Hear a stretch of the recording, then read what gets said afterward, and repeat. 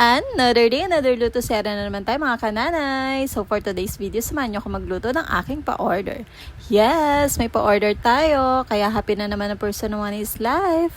Char! At isa na naman nga po super blessed na araw para sa nanay na to dahil meron nga tayong pa-order. Dalawa nga ang ating kliyente ngayon at parehas ngang umaga ang pick-up time. Kaya naman maaga pa lang nag-umpisa na nga din ako magluto. Alas 4 pa nga lang na madaling araw bumangon na nga din ako para magsalang ng aking kakanin. Inuna ko na ngang lutuin ay yung kutsinta. At habang nakasalang naman yung aking kutsinta, nag-prepare na nga din ako ng mixture ng aking puto. Habang nakasalang nga yung aking puto, nagbabalot na nga din ako ng mga bilao na gagamitin ko dahil pagkatapos ko nga dito sa aking niluluto ay lalabas nga ako at pupunta ng palengke para bumili naman ng beef. Ang akin ngang lulutuin ngayon ay yung 1,300 at yung isa naman ay 1,750 at nagpa-add nga si customer ng kutsinta at ng beef caldereta. Pagka uwi ko nga galing palengke, ginaya ko na nga din lahat ng rekado na gagamitin ko para sa pagluluto. Dahil sabi ko nga maliligo muna ko ulit bago ako mag-umpisa magluto dahil nabasa nga talaga ako ng ulan mga ate ko. Pagkatapos ko nga maligo, agad ko na nga din sinalang yung aking carbonara dahil alas 10 nga ng umaga ang pick up noon. Alam nyo ba mga ate ko, July pa lang pero yung utak ko nasa puhunan na para sa December. Oo, OA na kung OA pero yun talaga yung iniisip ko ngayon. Dahil ayoko na nga maulit yung nangyari last year dahil mga ate ko talagang hindi ko napaghandaan yun. Kaya ngayon pa lang talagang nagtatabi na ako paunti-unti mga ate ko dahil bilao pa lang ay naku talaga malaki-laki na talaga yung kakailanganin puhunan doon. Kasi naman mga ate ko, hindi ko din naman in-expect last year na ganun kadami yung o-order, lalo na at bago nga lang ako sa ganitong business. Yun lang at thank you Lord dahil success ngayong araw.